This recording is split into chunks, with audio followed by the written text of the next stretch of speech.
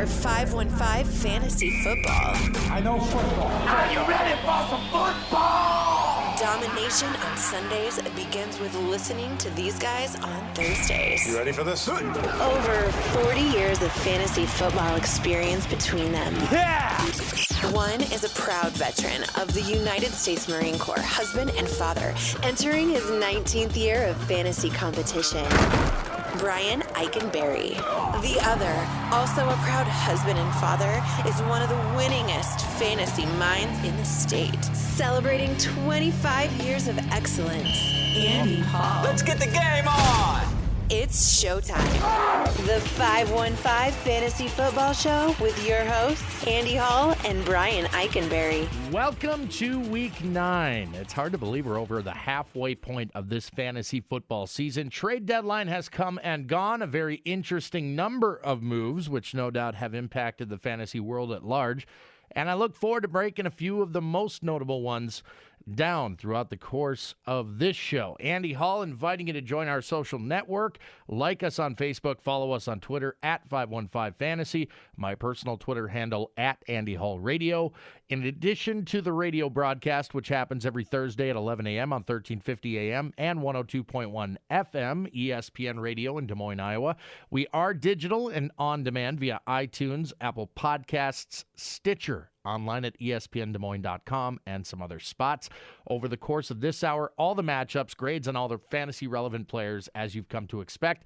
Bargain Bin segment, sponsored by Twisted Vine Brewery later on, giving you some sneaky good dart throws that are likely still on your waiver wire. And a recap of Week 8 of the Listener League as well. That is presented by our friends at Iowa Firecracken. But I want to dive right into Week 9. Some interesting matchups here. My first matchup, the Thursday Nighter, and another barn burner on a Thursday. When are they just going to get rid of this thing? Has been a disaster for the most part this year. Buffalo at the New York Jets. Woo! Begin with the Bills, and the most obvious start to me, running back LaShawn McCoy. He's an easy A facing a Jets defense that has given up the fourth most rushing yards on the season, 5 total touchdowns to the position. Amazing things have happened since the coaching staff there started giving their best player the ball inside the 10-yard line. He's been scoring, kind of like I've been saying all along. The Mike Tolbert experience, I get it. It was an interesting, experiment. I get it. It was a decent run. But, you give it to your best player, and you see what happens. McCoy, by the way, currently running back number 7 in half PPR leagues. No-brainer this week. The passing game, Tyrod Taylor, a B+. In addition to being terrible against the run, where Taylor can give you some additional fantasy help, they've been awful against the pass as well, have the Jets been. But who's catching the ball besides Shady? I like Andre Holmes, who flashed last week with 3 catches for 51 yards and a score against Oakland. He's a solid B grade this week. Kind of a dart throw, I understand. Jordan Matthews, a B-. He'll also see a decent amount of targets. Tight end Nick O'Leary is looking at perhaps the best matchup he'll see all year. The Jets have allowed 6 tight end touchdowns on the season and nearly 55 yards per game to the position. O'Leary, a C+ because he just hasn't shown up, really, as of yet. So there's really not a whole lot to go on there. For the Jets, this should be much simpler. Bilal Powell is on the bench this week. The Bills have given up the second fewest rushing yards in the league, and, he's been disappointing the past few weeks anyhow. Matt Forte, only in PPR leagues would I consider him, and even then he's a C-grade dart throw type. Passing game, Josh McCown has been the beneficiary of some really great matchups thus far, and therefore is a pretty decent streaming option. Here he gets a Bills secondary that gives up a lot of yards, about 266 per game through the air, but very little in terms of touchdowns. Only 6 have been scored on them. They've got 11 INTs on the season. So McCown is a cautious C+. Robbie Anderson trending as the current hot hand in the pass-catching department. He's a B-. Jermaine Kearse, a C grade, and tight end Austin Seferian-Jenkins, a B. The Bills don't allow a lot of touchdowns to opposing pass catchers, as I've already alluded to, but there are plenty of yards to be had, and that includes the tight end position. Indy at Houston, first the Colts, and quarterback Jacoby Brissett, who has looked decent at times, but he can't really be relied on here against a Texans defense that was, by the way, absolutely shredded by Russell Wilson and the Seahawks in Week 8. Brissett, I'm leaving on the bench. Pass catchers, it's T.Y. Hilton, it's Jack Doyle. I think Hilton is far superior to a Paul Richardson, and though I'm scaling my enthusiasm back a bit this week because it's Brissett under center, Hilton's still a very solid start. Give him a B+. Doyle has been a targets monster in part because the rest of the Colts pass catchers have been so inconsistent. Jimmy Graham took a while, but eventually turned in a very nice fantasy day for his owners last week against these Texans. Doyle is a B-. Runners, the Free Marlon Mack campaign was a rousing success last week and should continue here, but Houston, just so you know, a top 10 unit against the run, allowing less than 4 yards per carry, only 3 running back scores all season. Mack is a B- because he will catch some passes and help you out there. Frank Gore, nothing more than a desperation C. I don't see him having any success at all in this matchup. On to the Texans. If anyone had a doubt about the ability of Deshaun Watson, those voices were forever silenced after what he was able to accomplish on the road in Seattle against that defense. Incredible. He's an A grade. Just play him. So is Deandre Hopkins, who went for over 200 yards last week. An A- for Will Fuller. Only catch with him is the relatively small target share. Otherwise, don't think twice about him occupying a wide receiver slot in your starting lineup. See what happens last week when you get cute. I talked to a lot of people who had Will Fuller on their bench because they thought, tough matchup against Seattle, not getting it done with the targets. He scored 2 touchdowns. Just be quiet and start him, all right? For the running game, it's all about Lamar Miller. Indy has given up the 8th most rushing yards to opposing backs, a league-high 10 rushing scores. A lot to like here. Like last week, told you to dig up Miller, didn't I? And start him. Those that did were rewarded handsomely. Same goes this week in this matchup. Cincy at Jacksonville begin on the Bengals side. Not a lot to love for this passing game. Really tough matchup against the team allowing the league's fewest yards per game through the air. Only 162 on average. And also the league's least amount of touchdown passes, only 4. The Jags are good. Plus, they're coming off a bye and they're at home. Andy Dalton is a C grade at best this week. A.J. Green, a must start. Despite facing off against 2 of the league's most elite cover corners, Jalen Ramsey, currently Pro Football Focus's number 3 ranked guy at the position, and A.J. Bouye ranked 10th. Don't expect a lot from Green here. He's only a C+ start. Not interested in anyone else except maybe tight end Tyler Kroft. I'll give him a C. Running game should fare much better. Jags are allowing the league's most yards per carry at 5.2, over 138 rushing yards per game. I like Joe Mixon here. He still has yet to hit pay dirt. He just needs more touches, especially the rushes. Okay, we know he can catch passes too, but they need to give him the ball out of the backfield, let him run. Don't understand the life of me why Jeremy Hill is still getting on the field. That is so gross. Mixon is a B+, should be an A considering the matchup, but I don't trust Marvin Lewis and that coaching staff to do the right thing. Gio Bernard, a C+ as the primary change of pace guy, and Hill I've got firmly on the bench, which is really where he should be as far as the Bengals are concerned, too. Flipping over to the Jacksonville Jags, Leonard Fournette should be good to go following the bye. He's an A-grade workload plus neutral matchup here. Not worried about TJ Yeldon or Chris Ivory. Both are on the bench. Blake Bortles sees Cincy's 3rd-ranked pass defense and probably does as little as humanly possible, right? I mean, that's been the MO all season when Leonard Fournette is healthy and on the field. I'll leave Bortles on the bench as well, though I am giving Allen Hurns and Marquise Lee both C grades. If I had to choose one, Allen Hurns, I think, is probably my choice because in the past he has scored against these Bengals through the air, so I guess we'll give Hurns the C+, Lee the C grade. It's otherwise just a dart throw between those two.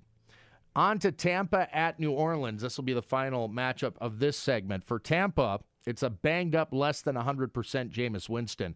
A B+ in a neutral matchup. The Saints have gotten progressively better in the defensive backfield over the course of the season, matching the number of touchdowns allowed to INTs collected, both 9 here in Week 9. Winston has been solid in matchups against teams that aren't what we'd consider elite. There's plenty to like about he and his pass catchers, Evans, Jackson, Brate, maybe even Howard. Evans caught 7 passes for 97 yards and a score the last time these two teams met in New Orleans back on Christmas Eve last year. He's the A grade. Jackson used to torch these Saints back in the day as a member of the Eagles. Granted, that was like 4 or 5 years ago, but he's certainly got the speed and the elusivity to get those defenders or beat those defenders deep and hit pay dirt. I'll give him a B. Brait, always a threat to score, but his target share has been down of late. He's a C+.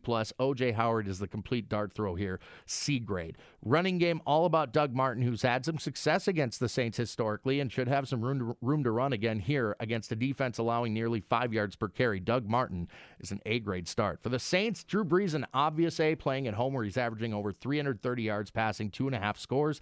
Tampa has been terrible on the defensive side of the ball, especially against the pass. They have done a nice job against Brees and the Saints passing attack in recent history, but 2017 is a new year. I think this is a big spot for Drew and his pass catchers. Michael Thomas, will he finally reach the end zone? That is the question. The drought ends this week, my friends. A grade for Thomas. Bucks have allowed 12 scores through the air. Thomas will get one this week. I feel it. Ted Ginn is a C+, flex type with home run ability. Brandon Coleman seeing more snaps than Willie Snead. Coleman a desperation C. Snead is on the bench. Clearly he's being replaced. Mark Ingram, A grade. Love the usage. Almost a guarantee to score at least once on a weekly basis. Considering the strength of the offense, the number of opportunities that are happening inside the 10, you got to love it. Alvin Kamara, a B. I think if you own both of these guys in a PPR league, I'd be okay rolling them both out. There's plenty to like, that's for sure. Breaking down more of Week 9 next. We appreciate you listening. This is 515 Fantasy Football on 1350 AM ESPN Radio. Thank you for listening. This is the 515 Fantasy Football Show on 1350 AM and 102.1 FM ESPN Des Moines, Iowa. Your host with the most, Andy Hall, hanging out with you and breaking down all the Week 9 matchups. Another big bye week this week. 6 teams on bye as we had last week. It's going to ease up just a bit as we get a little later on into the season. But yeah, not the full slate of games. And of course, if you're scrambling, looking for guys, I'm always available. Facebook, 515 Fantasy Football. On Twitter, at 515 Fantasy. Now, if you want to talk about fantasy football and maybe you want to branch out and talk about some other things, I do work for a rock radio station in Des Moines, Iowa, the rock, heavy metal. I'm into that sort of thing. I got a lot of interests that I'd love to talk to you about anytime on my Twitter feed, at Andy Hall Radio. All right, back into the matchups we go with the Los Angeles Rams and the New York Giants. Let's talk about the Rams. I think there's a lot to like here about this team. I mean, is it just me or is this team not a serious dark horse candidate for the NFC crown? Think about this. Who are the clear frontrunners? Philly, yes. Then what? Seattle? I don't know. Minnesota? Tough call. Atlanta? Not a chance at this point, right? The Rams. Quarterback Jared Goff and tight end Tyler Higbee. 2 parts of this passing game I will be covering more in depth later on in the show. So any other options through the air? Well, there's Sammy Watkins. I'm a little gun shy with him, of course. Lots of brutal matchups on this Rams team's schedule, but this is not one of them with Janoris Jenkins suspended. Watkins is a B grade this week. It's a week you could actually roll him out there and play him. Cooper Kupp, a decent flex guy with some touchdown upside, a B-. Robert Woods, he's the targets and receptions guy, a C grade. Slight bump if you're in a PPR league. Robert Woods, more of a C+ type. Only other guy worth a mention is, of course, Todd Gurley. He's an A grade. Giants' bottom half run defense. Only allowed 2 rushing scores on the year, but over 120 yards on the ground per game. Over to the Giants' side. Tough matchup for Eli Manning and that skeleton crew catching his passes. Rams rank 4th in yards allowed via the air. Only 8 passing scores on them all year. 9 INTs. 9 times. Very solid. Good defensive backfield, the Rams. Manning, no better than a C+ this week with garbage time potential. Sterling Shepard is the one wide receiver I think I'd look at with a decent shot at producing here. It'll be interesting to see whether they keep him in the slot or if they move him to the outside. And we'll keep our eye on that because that is a notable adjustment in terms of who would be covering him, what types of routes he'd be running, how much more or less he'd be targeted by Eli Manning. I mean, let's face it, there's not a whole lot there to like. No matter where Sterling Shepard ends up, I'm guessing he's going to be a primary target on passing routes. Tight end Evan Ingram is also one of those guys. He's a C grade. It's a neutral matchup. I don't typically trust rookies at tight end, but because Manning, like I've said time and time again, has virtually nobody else, he's got to be in play. Evan Ingram. On to Atlanta, Carolina, 2 teams with a lot of history to look at. We'll start with the Falcons. Quarterback Matt Ryan in a great spot here despite the road game. A B+ grade. Typically, he's been money against these Panthers, who rank 6th in yards allowed through the air. 10 touchdowns have been thrown on them this season, which isn't a ton. So why the optimism? Again, history. I'm a big fan. In fact, I minored in it for a time back in college. Look what I've been able to do with it. Whole lot of nothing. This matchup, it's been huge for Julio Jones, who's been an absolute monster in two of his last three, I should say, against Carolina. Giving Julio Jones an A grade here. I should be more gun-shy about giving him an A grade because he just hasn't performed like an A grade at all this year, really. But this is one of those matchups that he has just absolutely owned as of late. So I feel good about starting him this week and starting him with confidence. Mohamed Sanu, nothing special, a C grade. Taylor Gabriel, not seeing the field enough. I'm leaving him on the bench. Tight end Austin Hooper, though, a B-. Panthers have given up 4 tight end touchdowns. Running game, Devonta Freeman, questionable this week with a shoulder. Likely to play from what I've heard, has actually been held in check for the most part historically in this matchup, which might come as a surprise to you. Dual threat nature to his game, of course. He'll always be in play, but only a B grade against the league's 6th ranked run defense, the Carolina Panthers. Tevin Coleman, splitting time. This turns out to be more. It depends on the game script, of course. If Atlanta can jump up to a lead in this game, and I think that is how this game could go, you're probably going to see a much more narrow split. Tevin Coleman coming in about every other series. If they're behind, I think they're going to stick with Freeman for the most part. So this could be a decent spot start for Tevin Coleman, in one of those rare spots where you feel good about putting him in a flex. I'd give him a C+ this week. It's not a great matchup, but I do think Atlanta gets out ahead, and I think Coleman will get some touches.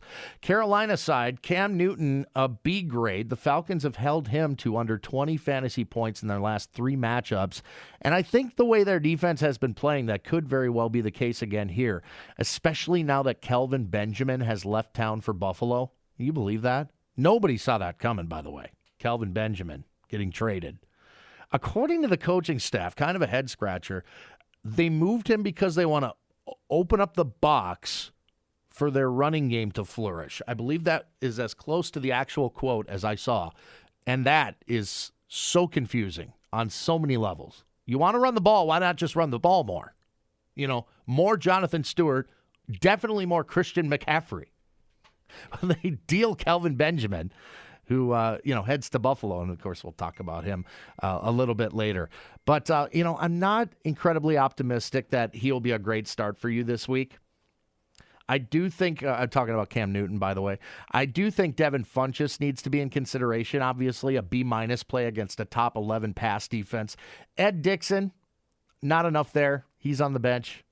There are probably some dart throws worth mentioning here, but I don't think any of them can be trusted to produce for your starting lineup. There's Curtis Samuel, who you assume might step in on the outside for, Kelvin Benjamin's old spot. They really like Russell Shepard, the former Buck.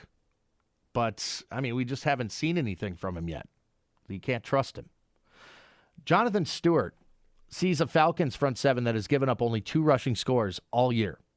And since he's very touchdown dependent, Stewart sits this week. Don't start him.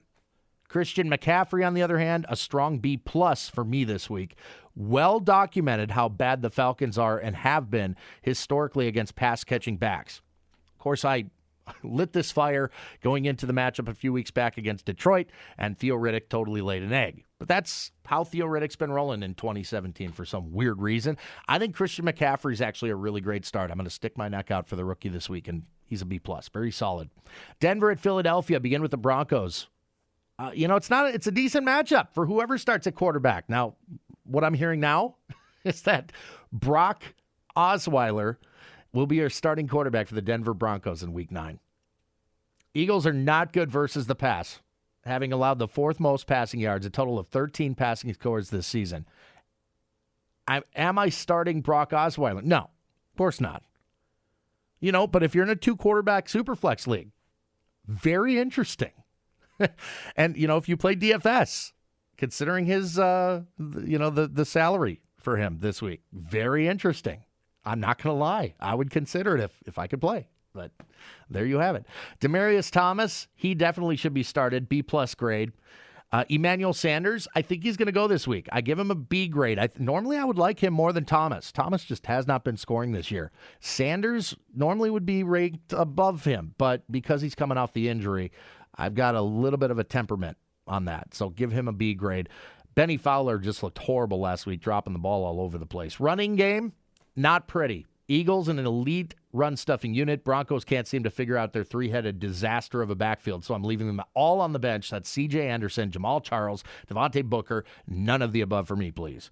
Eagles, the current cream of the crop in the NFC. Carson Wentz, a decent start, despite a really tough matchup on paper.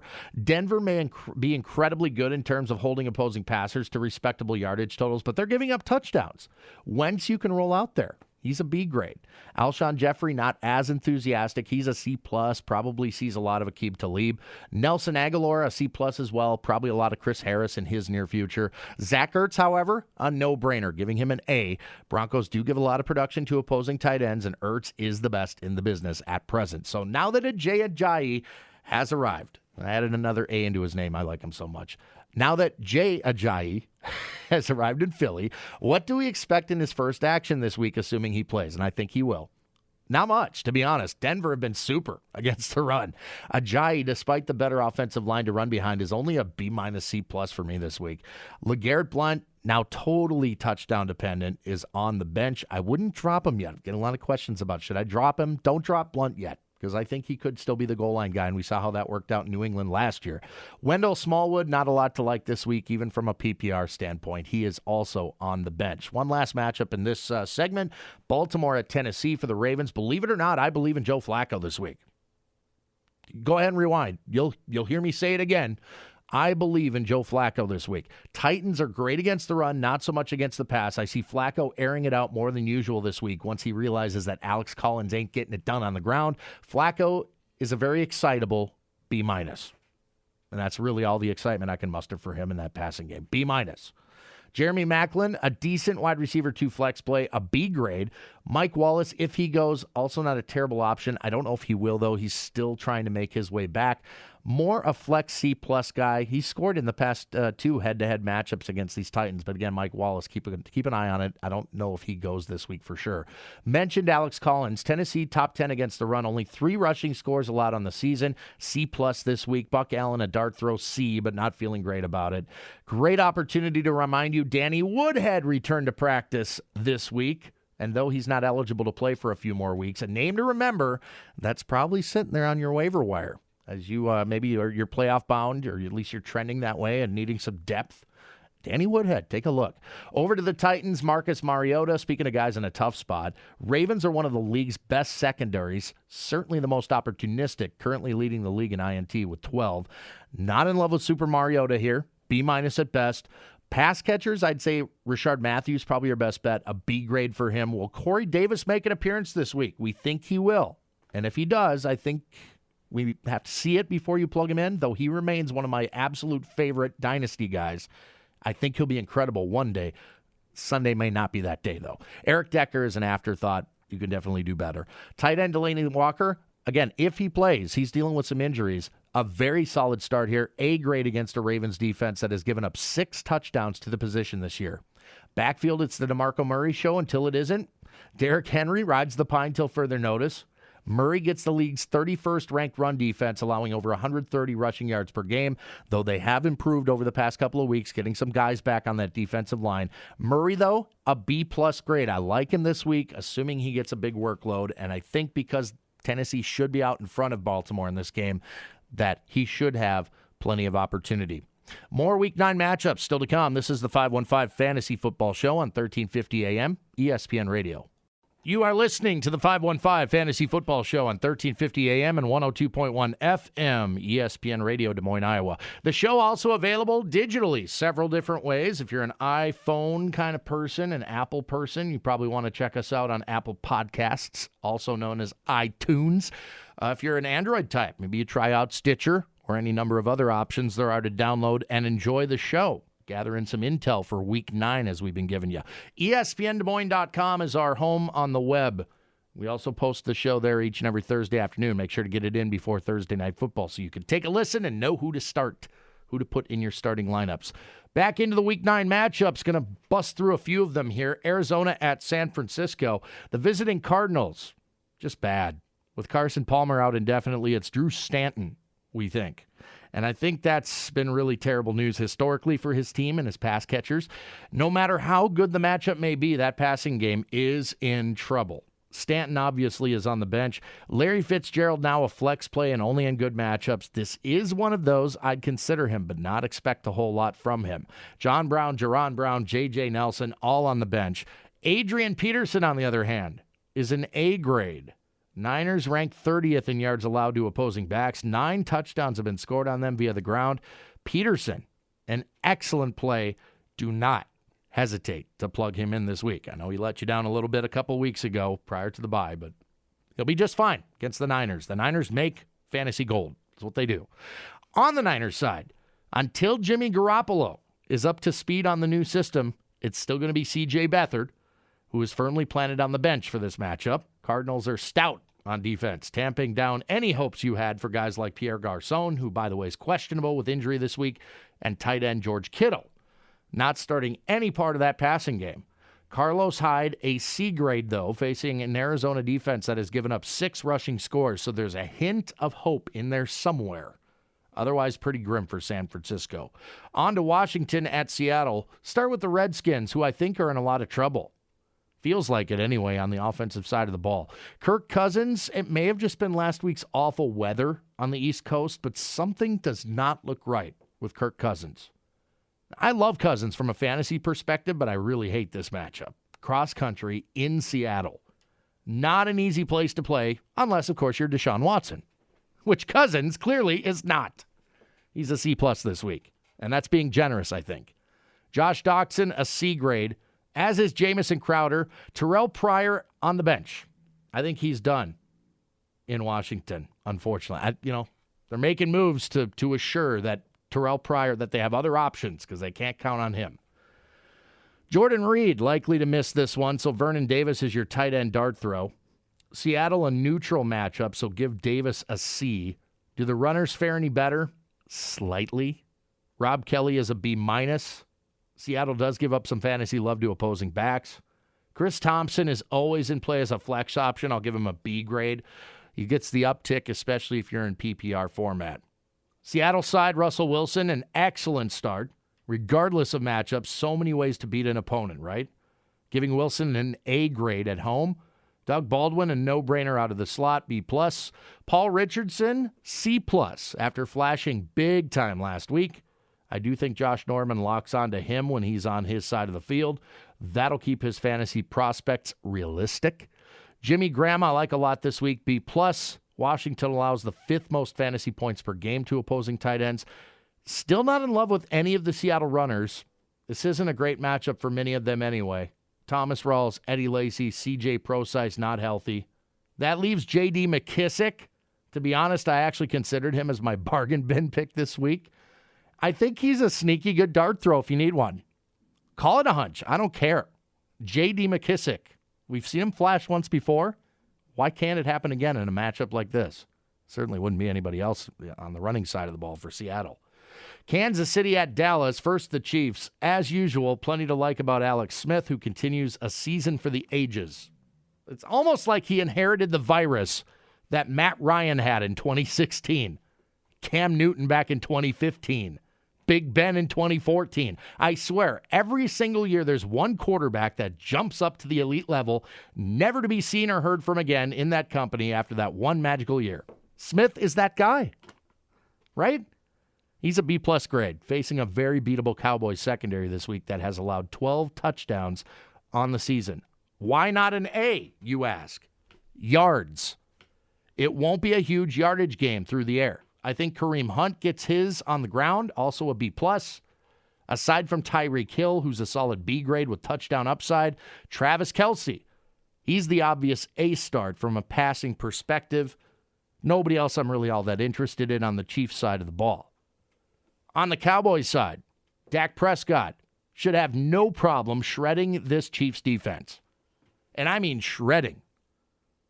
They've allowed the 3rd most passing yards, 14 touchdowns through the air, and also can't stop anyone on the ground. Dak can get you fantasy points both ways. A grade. I know Matty, our boy Boomin, loving that call, right? Dez Bryant, a B+. Although, you know what? I'm bumping this up. A-. Toughest matchup of the receivers, at times matching up against Marcus Peters. But Peters lines up only on one side of the field, and that's it. Dez Bryant's smart enough to avoid that sometimes. So Dez Bryant's a really good start. A-. I think he does really well this week. He did go 9 for 141 and a touchdown the last time he saw these Chiefs, by the way, 4 seasons ago. Terrence Williams, Bryce Butler, both on the bench. Boring. Cole Beasley, a dart throw C+. Got some touchdown upside to him if he's able to go and get through the league's concussion protocol. We don't know yet. And Jason Witten, this is a tough matchup on tight ends in general. Only a C grade here. There are better options considering the Chiefs have allowed only one tight end touchdown all season. I have a pretty good idea of how this running game will go with Ezekiel Elliott's suspension back on again for the time being. And I think it's going to be Alfred Morris for the most part. But don't kid yourself into thinking you've got a new bell cow back there in Dallas running behind that offensive line. That's not going to happen. You're going to get some Darren McFadden and probably some other guy you never heard of. But I do think the guy that's going to ultimately win out in touches, especially in a matchup like this, probably going to be Alfred Morris. I'll talk more about him later on in the show. Oakland at Miami. Disaster of a Sunday night matchup this week, friends. Let's start with the Raiders because they're the lengthier of the two breakdowns from an offensive standpoint. Quarterback Derek Carr. This guy's been very up and down this season, right? The inconsistency worries me, especially in what looks to be a relatively tough matchup. Dolphins, for as bad as they are on the offensive side of the ball, pretty good defensively. They've allowed the 7th fewest passing yards in the league, but they have given up 11 touchdowns through the air. That's notable. I'm not worried about turnovers here. They've only collected 2 INTs on the season, so that ratio is pretty awful. 11 touchdowns, only 2 INT. But they're not giving up a ton of passing yards. I'm a little bearish on Carr this week. A somewhat tepid B grade. B, B-. Not great. His pass catchers, I think there's stuff to like here. Michael Crabtree. Quality wide receiver 2 type with plenty of upside. He's a B+. Amari Cooper, a B-. Now, we saw it 2 weeks ago. Fine. Now what? Interested to see how he responds again this week as more of a wide receiver 3/flex kind of guy. I'm not benching him. And I'm not bothering with Seth Roberts, nor am I starting Jared Cook. That's par for the course for me. Both on the bench. Running game. Marshawn Lynch, back from suspension. Not an easy matchup. Miami top 5 run defense. Only 4 rushing scores on them all year. Beast mode typically thrived in situations like these back in the day, didn't he? Now, I don't expect more than his 10 to 15 touches he's been getting, no matter the game script situation. That's what he gets, and if he does nothing with it, screw you. You're done. I hate this. I was very high on him in draft season. He's only a C+ this week for me. Marshawn Lynch. The other runners in Oakland, who knows? Jalen Richard, DeAndre Washington, both a dart throw. C grades. Jalen Richard maybe slightly better if you're in PPR. I don't see much value for Washington. I guess if they get a goal line carry and Lynch has already passed his, 15 touches that he, that's probably in his contract. We'll get no more than 15 touches and I will sit on the sidelines and dance. Terribly frustrating to try and forecast this team's runners. And if I think they're frustrating, how about the new situation in Miami, friends, without Jay Ajayi? Damian Williams, Kenyon Drake, someone else? Let's start with what I do know. Matt Moore is hot garbage. Don't start him. If you must start a pass catcher, let it be Jarvis Landry and PPR. Otherwise, I'm not touching anyone. That's right, not even Devontae Parker, who may make me look bad on that prediction this week, but I don't care. This team is bad. Anytime I've ever stuck my neck off for the Dolphins, they lay an egg. And a literal 0. It's just bad. I don't want any part of it. Now those runners, right? No matter who it is, they're running behind the same crummy offensive line that made Jay Ajayi a far superior back, look like Trent freaking Richardson. Wouldn't start either of the guys this week that we're talking about. But if you ask me who I think it'll ultimately end up being, as far as the fantasy winner of the two, count me in on Kenyon Drake. I mean, we've seen Damian Williams. He's been around since the Lamar Miller days and even before that. Damian Williams is nothing special. We don't know that much about Drake. I'm not starting him this week, though. But it's okay to roster him. Maybe you picked him up in waivers this week. Good for you. Maybe that'll pan out to 3 or 4 fantasy points a week for you. Well played. Well done. All right, friends, we busted through every single matchup except the Monday Nighter. That's coming up in the next segment. Also in the next segment, your bargain bin dart throws. And we'll talk Listener League as well. Recap Week 8. I do appreciate you listening. I'm Andy Hall. This is the 515 Fantasy Football Show on 1350 AM ESPN Radio. Final segment of this episode of the 515 Fantasy Football Show on 1350 AM and 102.1 FM, ESPN Des Moines, Iowa. Thank you so much for listening. I really do appreciate it. Again, if you want to come find us on Facebook and like us there, 515 Fantasy Football. We're on Twitter at 515 Fantasy. I'm at Andy Hall Radio, in case you want to, like me there and follow me on Twitter. That would be good stuff.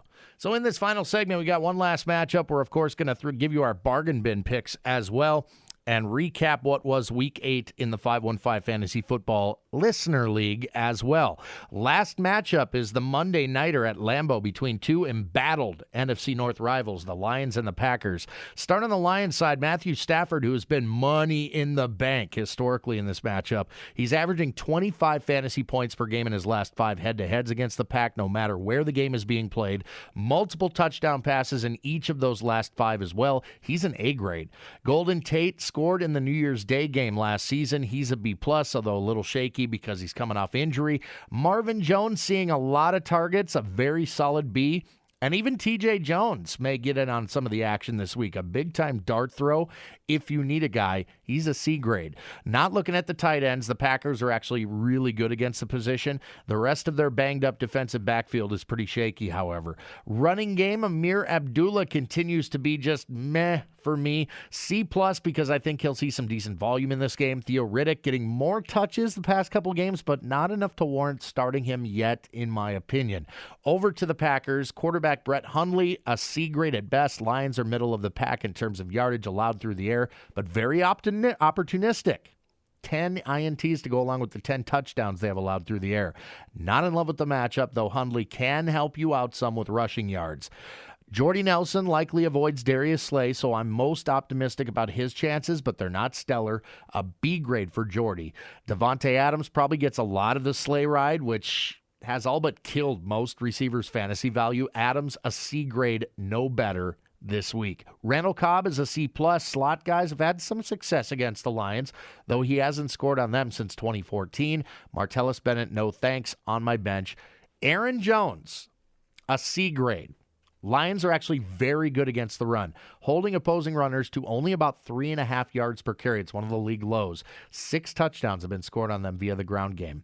He's a shaky flex play, Aaron Jones. Ty Montgomery, a C+ in PPR leagues, helps you out by catching quick passes from his young quarterback. You're assuming he'll need that. Not a lot to love on that offensive side of the ball. Amazing, isn't it, what happens when a quarterback like Aaron Rodgers goes down with injury? Just something else.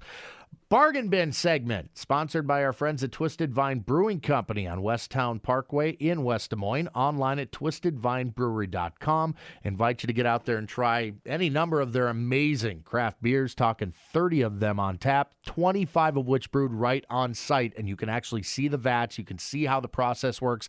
The staff there are very friendly and helpful. If you have any questions, Kat and the crew always do a great job.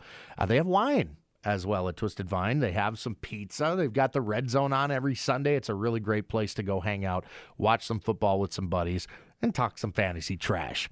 Here's your bargain bin picks for the week. Many of these available now on your waiver wire. You can pick them up, plug them in, and expect a decent amount of fantasy production from.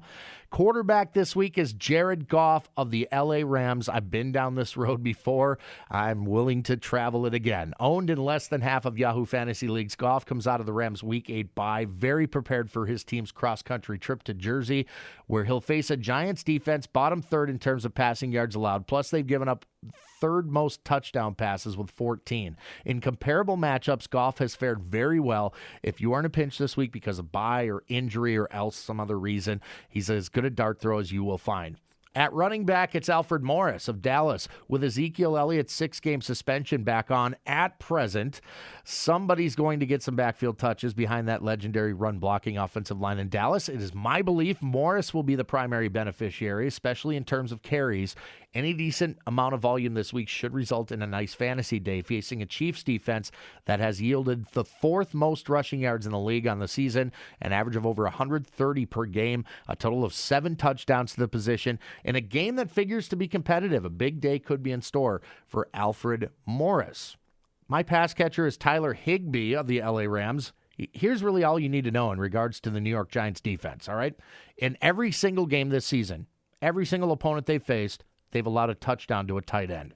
7 total on the season. Enter Higbee, who figures to be the most likely candidate for this Rams team that should have very little problem moving the ball in general this weekend. Got a nice track record calling my shots in this segment in 2017. Tyler Higbee, my latest and greatest bold prediction. Though I'm not sure this one's all that bold considering the competition and the reputation of the other team. But anyway, there you have it. Your bargain bin picks, sponsored by our friends at Twisted Vine Brewing Company. The 515 Fantasy Football Listener League is presented by Iowa Firecracken. Iowa-owned, Iowa-operated, America-approved. They are online at firecracken.com, on Facebook as well. Feel free to like them and comment on their awesome stuff. And on Twitter as well, at iFirecracken. So if you know Maddie and the crew, feel free to drop them a line. And do not forget, we are less than a month away from December 1st. Fireworks back on sale here in the state of Iowa. They've got a couple of locations, one right here in the metro in Windsor Heights. And we hope that if you are in the market for beautiful things that go boom, you'll buy from 3 local guys at Iowa Firecracken that love fantasy football almost as much as they love the business they're in, making beautiful things go boom. Recap of Week 8 of the Listener League. Oh, God. I really didn't want to do this, to be honest with you. My squad, flat out embarrassing last week. Up and down the lineup. Put it this way, when your bye week fill-in kicker is the high scorer, it's not good. Not at all. Not that Steve's Annihilators performed much better, but he does get the W. 86.46 to 80.02. Everything else, blowouts. Taco Corp continued his path of rampage, flushing Brian's team 134.12 to 90.22. Purple People Eaters still undefeated, mauling Petty and the Jets 105.18 to 87.64. The artist formerly known as Comb the Desert hangs another L on Phillips Bolotai 124.78 to 102.18. Moo Cow Guy in a Pan gets a big win over Slumping Style Willie 101.10 to 72.26. And how about our lovable loser Oink? Off the schneid. Big win over Boomin, who turned in a complete dud in Week 8, 72.82 to 55.52. Matty, the hell happened to your squad last week, buddy? Hit me up on Twitter. I haven't had a chance to really go over your lineup and see what happened.